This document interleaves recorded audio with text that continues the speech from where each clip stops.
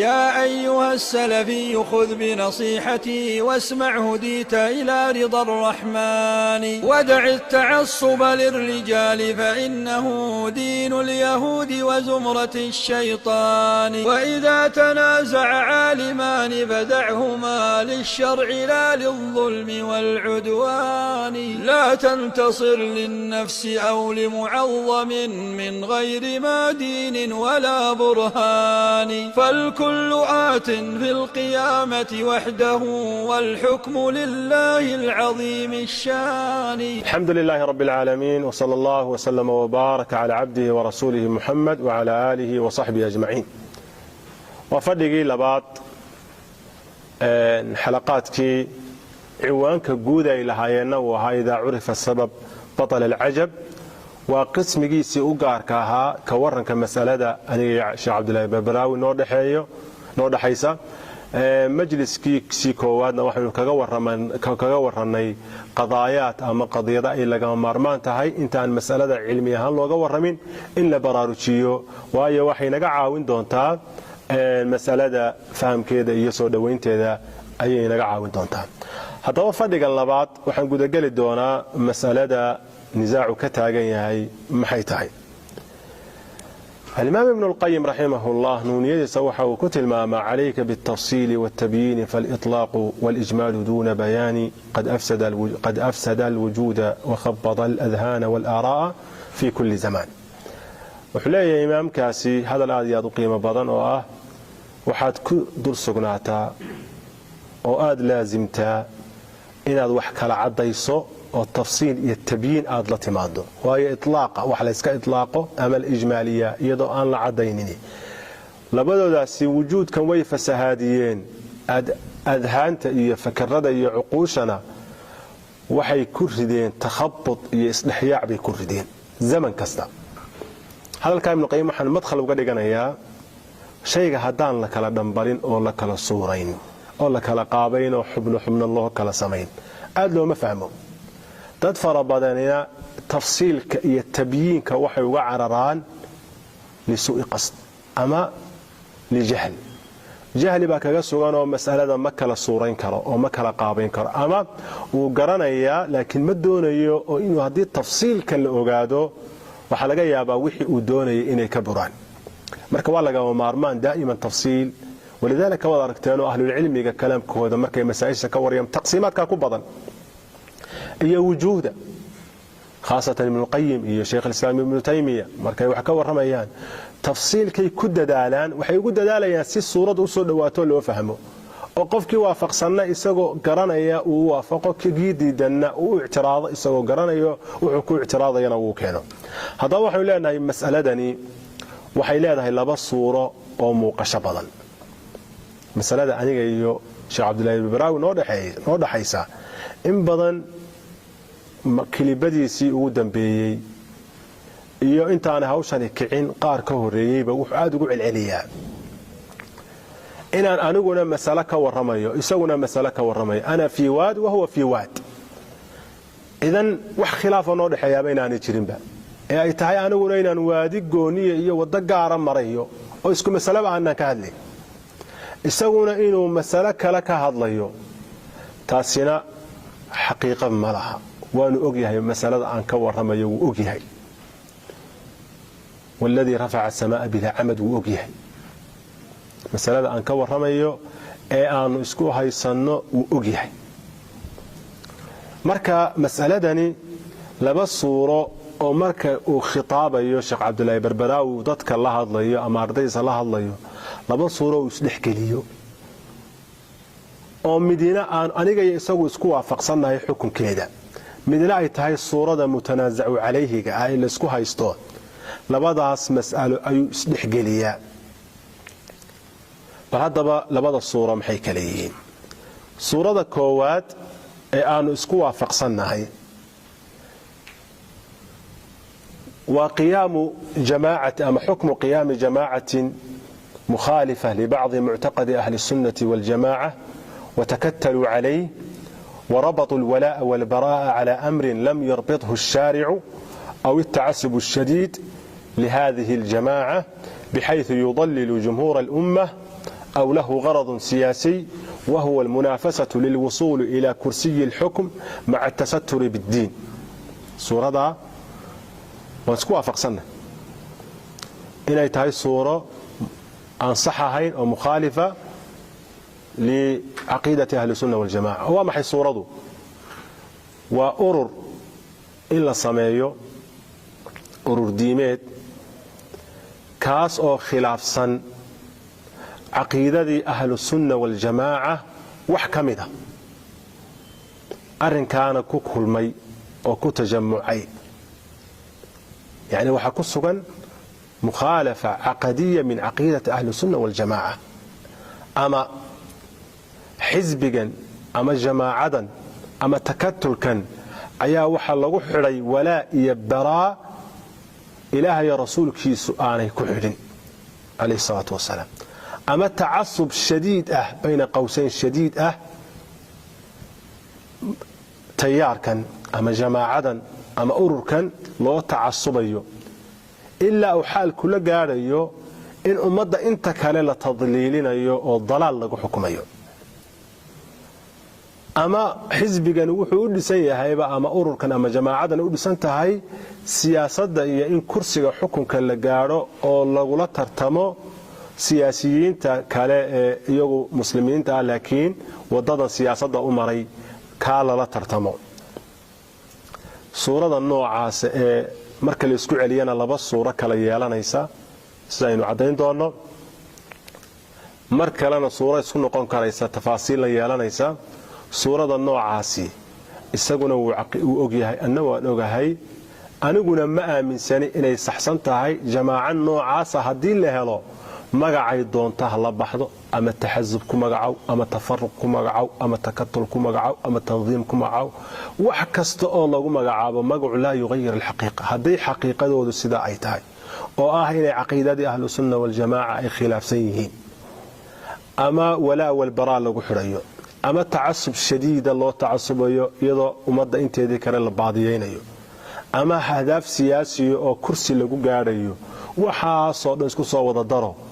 arrin sax ma aha aniguna ma aaminsani cid noo tiirisa aniga ama walaalada majlisul cilmiga wacid ku gaftay oo aan doonin xaqiiqada inay ogaato taasi waa suurada haddaba noocaasi dadka maanta mas'aladan ka hadlaya markay doonayaan cid tashwiihiyaan waxay oranayaan wuxuu ku yeeraa ama baneeyay taxazub iyagoo uga jeeda taxazubka ka aynu suuraynay haddii suuradu ay tahay annagu kumana yeedhno waliba ana iska hadlaya kuma yeedho mana aaminsani inay bannaan tahay bal sidaan sheegi doono waa tafarruqi waxaana saalix u tahay in loo daliishado nusuusta nahiyeysa tafarruqa nahiyeysa shaatibina uu tilmaami doono inuu qofku min ahli al-iftiraaq ku noqonayo idan waxaan filayaa suuradaasi inay caddahay iyo waxaan ka aaminsanahay suuradaasi markaa laba shiqi bay leedahay tilmaamay shiqiga koowaad waa inay tahay mid ku salaysan usul munharifa oo tukhalifu usul ahli sunna wal jamaa sida iltizami bi bid'ati al-quburiyya aw al-ash'ariyya aw al-jabr aw al-i'tizal aw al-qadar aw ghayr dhalika كنوعاسنا وصورة وصورة أهل العلم قديما وحديثا أي أدليشدان آيات كتفرقة نهيية سيدا قول الله عز وجل نصوصتنا ونصوصتنا انت بدنكو العليان لكن نصوصتنا ماشي دليلك أوتهي وصورة أين شاقنين سيدا قولك إلهي سبحانه وتعالى سورة أنعام ألا ويري إن الذين فرقوا دينهم وكانوا شيعا لست منهم في شيء إنما أمرهم إلى الله ثم ينبيهم بما كانوا يفعلون مفسرين انت كتبتوا لم بانوا النقطين يعني تقريبا انت عليه آن هيي مثلا آن تناولي أو لوران كريو وأمهاتك كتبت تفسيرك غالبا نصوصته ده أما هذا اللدو ده تفسيرك آيات وحوصا نقرأي غالبا ارتباصيان هذا إمام المفسرين محمد بن جرير الطبري ولذلك يسأل عمدك دكتين أي ابن جرير الطبري رحمه الله وحوليه هي القول في تأويل قوله إن الذين فرقوا دينهم وكانوا شيعا لست منهم في شيء هذا الكائن اللي سبحانه وتعالى تفسير كيس وحوي طبعا آيات هذين الصومالي كفسره إن الذين دولكي فرقوا كالجي دينهم دين تودا أما قراءة كلا فارقوا دينهم وكانوا شيعا أها شيع يكوحوا لست منهم متهد حقوده في شيء. نبي محمد بقى الله سبحانه وتعالى لا هضيا وحبا ما وداكتان إنما أمرهم إلى الله أرنكودوا حق الله يوحاضي ثم ينبيهم الله وورمي بما كانوا يفعلون وحي سمين جرين.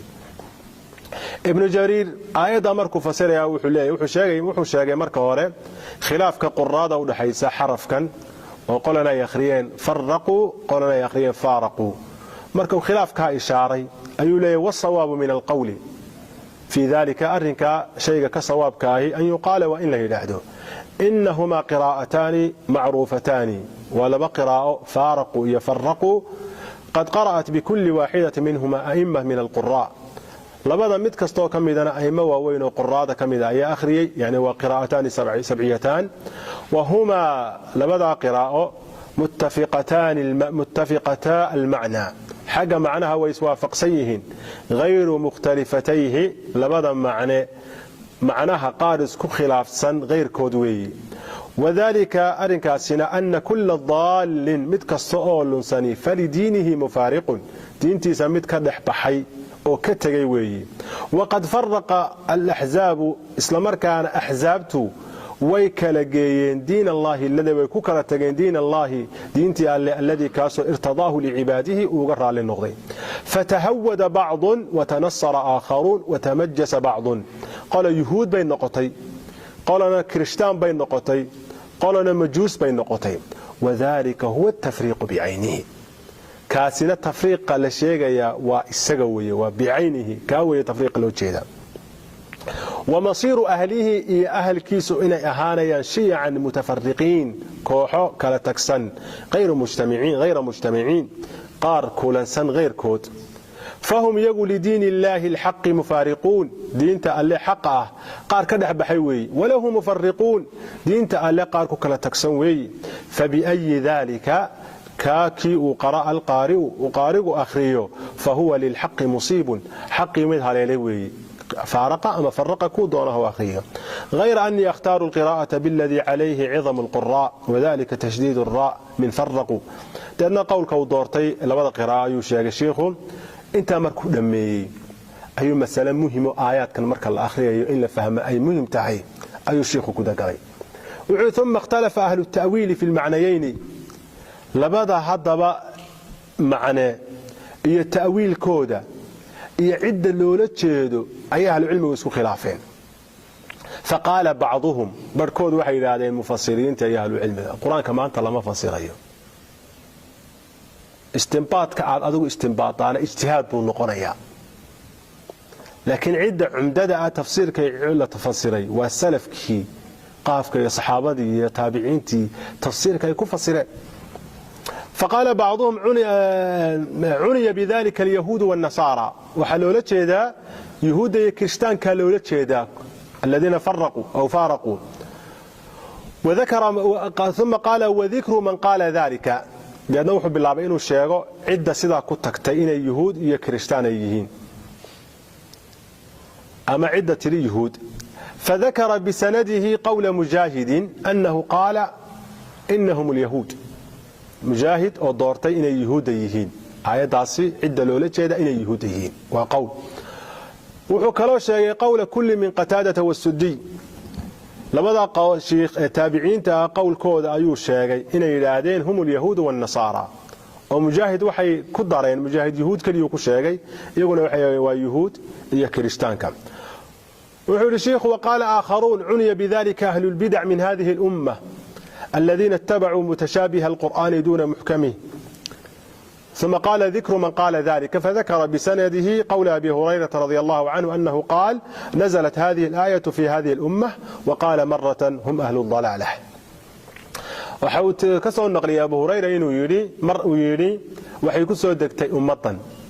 النبي محمد مرنا وحو يري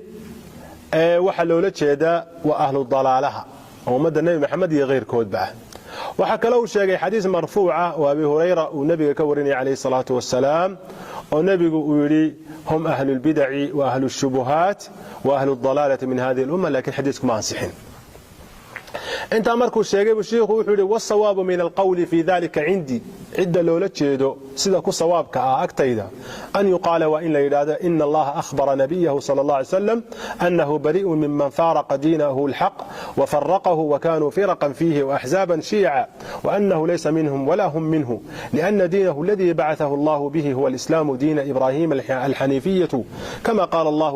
قال له ربه وأمره أن يقول قل إنني هداني ربي إلى صراط مستقيم دينا قيما ملة إبراهيم حنيفا وما كان من المشركين. فكان من فارق دينه الذي بعث به صلى الله عليه وسلم من مشرك ووثني ويهودي ونصراني ومتحنف مبتدع قد ابتدع في الدين ما ضل به عن الصراط المستقيم والدين القيم ملة إبراهيم المسلم فهو بريء من محمد صلى الله عليه وسلم ومحمد منه بريء وهو داخل في عموم قوله إن الذين فرقوا دينهم وكانوا شيعا لست منهم في شيء. إذن اختصار كابن جرير الطبري إمام المفسرين كأنه إنه اختاري أن آيات عام تايو سود الجوزة جلسة يسود جلسة يهود يكريستان يو مبتدعة هذه الأمة أما خوارج هلا يرادو أما الشيعة هلا يرادو أما هلا يرادو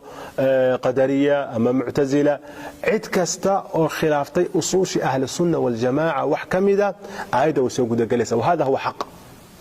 وآياته مركز أو أي صورة قلتها هاي إن عموم كذا عد بدن للسوق ليو ويكاو ليسنتها هاي هذا النص معصوم كحقي سكي من آن وتشيلينه قيدة يا مع عضينا يا وحوي أولى عموم كائن وجود فائدة. وحكى الله من أيضا قول الله عز وجل منيبين إليه واتقوه وأقيموا الصلاة ولا تكونوا من المشركين من الذين فرقوا دينهم وكانوا شيعا كل حزب بما لديهم فرحون. نفس الشيء. وحولي ابن جرير الطبري وسؤال رينا عدة لولا تشيدو وحوي يهودا ينصارى ذا قول كي قتادة أيان صون نقليي أي مكلو أو كصوتري هل كان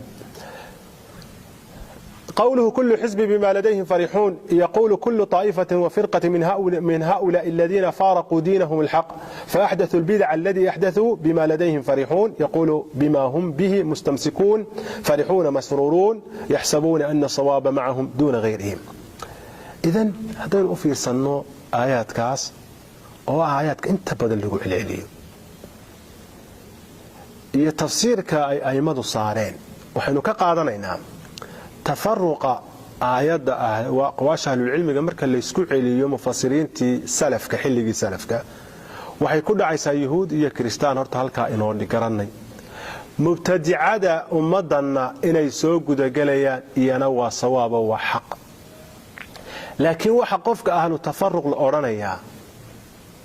waa marka la helo asal usuushi ahlu sunnaha kamida inuu khilaafay asal usuushi ahlu sunnaha waa inuu khilaafay taasina cid badan oo ururtay kuma xidhna ee qofku isagoo keligii ah ayuu noqonaya min ahli tafarruq wal ikhtilaaf marka talaazum kama dhaxeeyo oo tafarruq ma dhici karo ilaa haykal tanziimiya la sameeyo iskuma xidhna qofku daabitkiisu hadii laga helo mukhalafadaas aqeedadii ahlu sunna wal jamaa uu khilaafay wuxuu ku noqonayaa min ahli tafarruq wal ikhtilaaf ku noqonaya hadii uu taayifay yahay oo arinka laga helayna iyana waa la mid idan نصوصا مركا لما مقلو طلاب العلم قابك لو تربيدي waxa laga yaabaa inay markiiba tasawuraan جماعه دعويه oo ra'iis leh oo ku xigeen leh oo leh makaatib kala duwan oo magaalooyin kala duwan ka shaqeynaya suurada noocaas ba ayuu mooday aayadu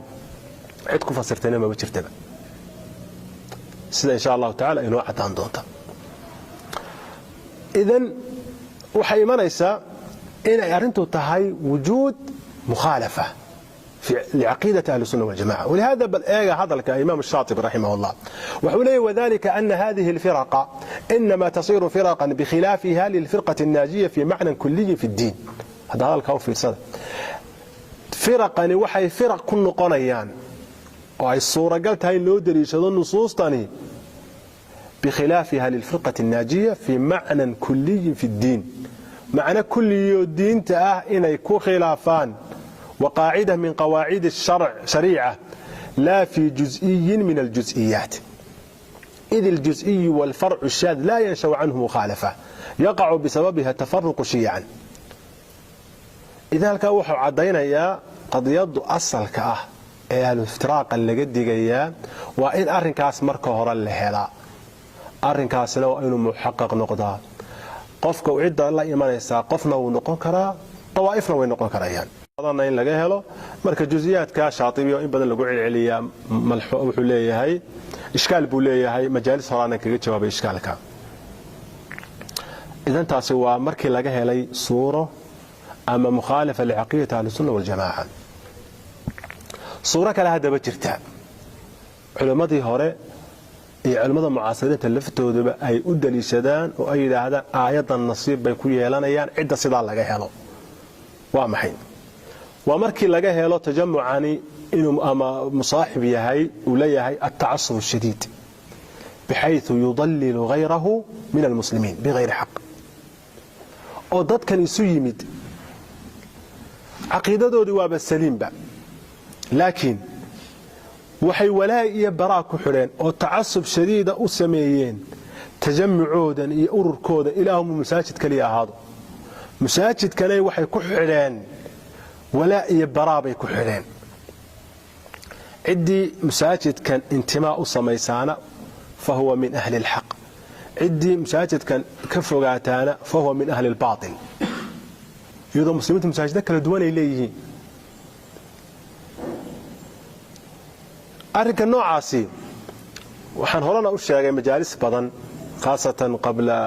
تقريبا 10 سنوات مدة كله وحن كبقى يابا كوري عدا كدي جيسا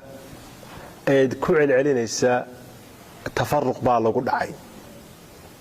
صورة أي تفرق كل شيء يعني أين تفرق نقوم ويدو iyagu tay mumaaraseeyaan oo suuradan ah inay iyagu ku dhacaan oo noqdaan ahlu tafarruq wal ikhtilaaf sida halka sheekh Saami Tamiin ugu iman doona oo qofku marka uu yiraahdo inta yadan baa salafiyiin ah jumhuurul ummana oo tadliilinayo aniga ahde xujama aha aniga salafi sheegasha la yiraahdaa mabcuuthna matiido mursal matihid sheegashadaadaasi markaa kama dhigayso inay xaqiiqadu sidaa tahay laakiin inaad adigu dad kale iyaguna sheeganaya inay ahlu sunna yihiin salafiyiin inta adigu taada masaajidka inta ku xareysan ama inta sidaa u hadasha inaad ku qaydo atraada intaasun ba ahlul haqq oo salafiyiin inta kale waa ahlul dalaal suuradaasi waa suurada ay ahlul cilmigu sheegeen qofku ku noqonayo min ahli tafarruq wal ikhtilaaf شيخ الإسلام ابن تيمية بهذا الكيس دقيسته بل علماء أي تلما وقتها قاركود تلماما إنه يأتي تحزب كمذموم كأه حل أنا ولي بتشيرين جماعات كان دعوي ما أنت تشرع حل أنا تشيرين با تحزب كأي أهل العلم وكدق تشيرين وكان نوع عاص إن بعض المسائل أو مسائل الاجتهاد هي بعض المشايخ إلا تعصبوا أنت كلام لا تضليليو وكي علماء كدق تشيرين وأنا حق إن لو دليشدون نصوصا وأهل العلم قاعد دليشدين وعليه شيخ الإسلام ابن تيمية رحمه الله ولهذا وقع في مثل هذا كثير من سلف الأمة وأئمتها لهم مقالات قالوها باجتهاد وهي تخالف ما ثبت في الكتاب والسنة بخلاف من والى موافقه وعادى مخالفه وفرق بين جماعة المسلمين وكفر وفسق مخالفه دون موافقه في مسائل الآراء والاجتهادات واستحل قتال مخالفه دون موافقه فهؤلاء من أهل التفرق والاختلاف. عليه شيخ الإسلام ابن تيمية مسألة كورمية طبعا خلاف أهل العلم سلفا وكدح دحي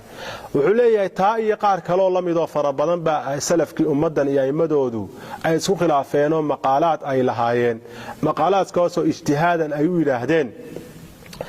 تاسو ولي باجتهاد كا يراهدين كتاب كا سنة أو خلاف سيهي يعني مركا وانا اللي يسوق عذر داري جري تاسو waxay khilaafsantahay buu yiri qofka عدة إسقى وفقصنا وحوي موالات الصمية سو دويستا لا الله يتم عدة إسقى خلاف صن جماعة المسلمين تنكل كحية oo gaalaysiiye ama tafsiiqiya mukhaalifkiisa marka aad leedahay hebel salafi ma waa tafsiiqisay oo fisqigu laba nooc buu leeyahay fisqi mutaawil iyo fisqi غير mutaawil فاسق متأول iyo فاسق غير متأول فاسق متأول هو مبتدع النوع لو يقال وكفر وفسق مخالفه دون موافقه محو كنت تفسيقنا في مسائل الآراء والاجتهادات مسائل آراء اجتهادات أهل العلم واسكو خلافين واستحل قتال مخالفه دون موافقه كذب نبا نيستي إنه لا دغالما عده خلاف سن دون موافقه بري هوري او مدو هوري marka laga joogo 10 sanadood taani ka badnayn ba ayaan waxaan iri hadal beriga ragan ku iri aad uga boodeen waxa ku iri qoladan walaga yaab hadalku yara qaasi yahay laakiin horaan u cudur daartay oo loo baahan yahay qaswada waxa ku iri qoladan ku celcelinaysa dadkii salafinimada ka saaraysa waxay la mid yihiin shabaabkay la mid yihiin qoladan shabaabka la yiraahdo munxarifiintii la mid yihiinoo qolana waa gacan ku dhiiglayaal qolana waa af ku dhiiglayaal qolana dadkii bay xabad iyo qarxin ku dilayaan qolana carabkay dadkii ku laynayaan waa hadal qaasi ah hadda barigaasi ma dhicin ahdaafta Liibiya iyo ahdaafta Yemen جنوب اليمن ka dhacaysa imika ma dhicin oo ah in kuwii salafiyada sheeganayay ee gaarka u sheeganayay inay maanta ay baneeyeen in muslimiintu ay hub isu qaataan oo xarbiga ka dhacaya Liibiya ka dhacay waa xarbu fitna bayna muslimiin islaynaya way in taaifa labadii islaynayay inta ay u fatwoodaan ee kuwa kale dhiigooda baneystaan ama Yamanta ka dhacaysa جنوب اليمن ka dhacaysa iyo meelaha kale la midka ah waxa leeyahay hadalkii maalinta aan iri afku dhiiglaneeyal aan ku iri afku dhiiglanimadii way ka soo korodho gacan ku dhiiglana way isbedeleen marka hadalka sheekh Saami ibn Taymiyyah muxuu leeyahay wastahalla qitaal mukhalifihi duna muwafiqihi waxay banaysanayaan cid khilaafsan inay la dagaalamaan cid iyaga waafaqsanna ay soo dhaweystaan inta markuu sheegay sheekhu bal hadalkiisa dhageyso wuxuu leeyahay fa haa'ulaa'i min ahli tafarruq wal ikhtilaafaat kuwa sidaa sameynaya wa ahli tafarruq kuwii kala tagsana wal ikhtilaafaat hadalkaas طبعا nusuustan maraajicdooda sheekh Saami ibn Taymiyyah naskan ugu dambeeyaan akhriyay waa fataawa mujalladka 3 348 meel kale wuxuu ku yiri sheekhu fataawa al-kubra مجلد لباد كوبيا فرتن وأرنيا وأما من بلغ به الحال إلى الاختلاف والتفرق حتى يوالي ويعادي ويقاتل على مثل هذا ونحوه مما سوغه الله عز وجل كما يفعله بعض أهل المشرق فهؤلاء من الذين فرقوا دينهم وكانوا شيعا يا طلاب العلم بلغيست هذا الكاشيخ الإسلام ابن تيمية رحمه الله ولبا خطاب كي بالدرجة الأولى وحكو السعوداء dhalinyarada ay qoladaasi gacanta ku hayaan ee moodaya inay xaqi ay ku taagan yihiin oo shaygan lagu akhriyay oo sax yahay waxaan leeyahay la yunjika min adab Allah azza wa jalla la sheekh Abdullah Barbarawi wala ghayruhu wala Dr. Faisal wala ghayruhu wa ila maskaxdaada aad furtaa cilmiguna ku hagaa wuxuu leeyahay sheekhu amma man balagha bihi al-hal قفك حالديسو اي قاده الى الاختلاف والتفرق حتى يوالي ويعادي الا كوسا سوكيه كغا دغتا اما كلو عليتما ويقاتل على مثل هذا مساله aynu sheegnay oo kaliya wanaxwi mimma sawaqahu Allah azza wa jalla ilaahay aanu xidin ay ahaatay masaa'il ijtihaadiyo oo la isku khilaafi karayo dadka intay xidhaan muaadaat iyo muwaalaat ku sameeyaan kama yafعله بعض اهل المشرق فهؤلاء من الذين فرقوا دينهم وكانوا شيعا سيدا سلم إذا الشيخ ناصر الدين الألباني رحمه الله إساقنا هذا لبضا أيو كلي هاي أرنك تعصب كالشديد كهدي اللي يمادو وحل ويديي وسئل متى تكون الفرقة فرقة ضالة فقال لا تكون بمجرد الانحراف في جزئية كما سبق وإنما عندما تتكتل جماعة على منهج تضعه لها وتتحزب وتتعصب له هذا هو مناط الذنب وحي سمينيان حتى يسوي أبعد من هذا وحليه مجرد انحراف جزئية معينة وجماعات يكون انحراف تحتها لقى صار مايو firqa daalla la oran maayo ee waxay noqonaysaa marka ay ku takatusho jamaacadu manhaj ay iyadu dhigatay manhajka waxa looga jeedo arki doona manhajku ma aha macnaheedu yani inaad wax ku qorto atada waxa iyo waxaasan ku soconaya manhajka la diidaya kaama yani waa manhaj khilaafsan manhajki rabbaaniga ah Allah subhanahu wa ta'ala kitabka iyo sunnada khilaafsan wa tatahazzabu wa tata'assabu lahu manhajkan ay dhigatay hadana u taasubaysa oo tahazzubaysa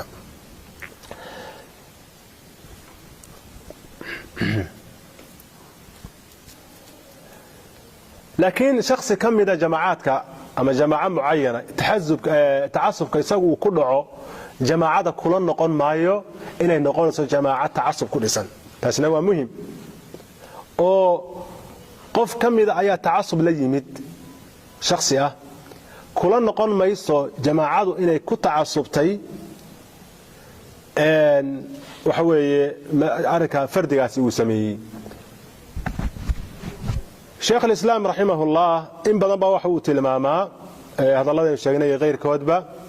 in تعصبku hadii cid ay matalayso oo تعصبku shadiid iyo daabidka uu leeyahay in lagu tabdiicinayo cid la timaada xitaa culimada qaarkood waxay soo gudageliyaan mutacasibatu almadahib madahibtan fiqiga ee xanafiyada iyo shaafiiciyada iyo maalikiyada iyo xanafiyada cid تعصبka ku timaada inay iyaduna soo gudagelayso bal ابن حجر الهيثمي او شافعي اها wuxuu ku tiriyay kitaabkiisa kabaa'irta wuxuu ku tiriyay min al-kabaa'ir inay kamid tahay ama ku tirinay wuxuu wa minha kabaa'irta waxa ka kamid ah at-ta'assub lil madahib wal ahwa wal hiqd ala al-khusum wal nazar ilayhi bi'ayn al-izdira wal ihtiqar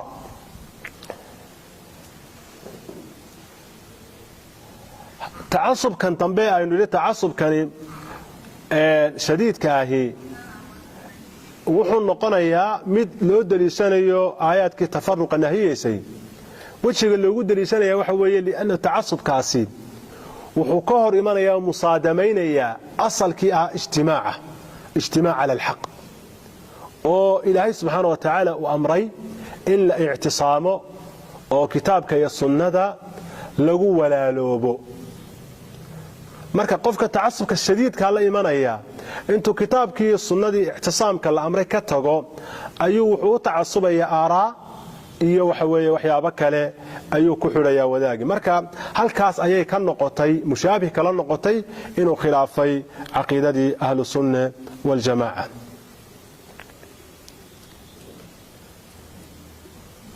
الشيخ الألباني رحمه الله وحوليه نحن نعتبر كل طائفة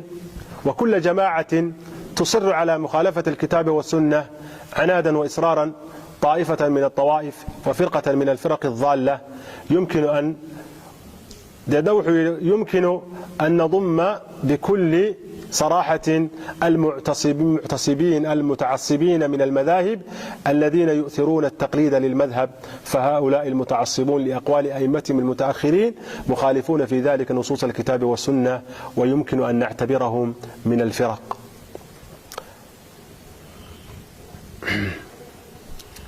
إذن halka waxaynu ka ogaanay ama fadhigii labaad aynu kaga waramaynay mas'alada noo dhaxaysa aniga iyo Sheekh Barbaraawi fadhigeedii labaad ciwaanka guudna soo hoosgalaysay ida urifa sabab batal al-ajab majliskeedii labaad halkaas ayuu inoogu joogayaa wallahu ta'ala a'lam وصلى الله وسلم وبارك على عبده ورسوله محمد وعلى آله وصحبه أجمعين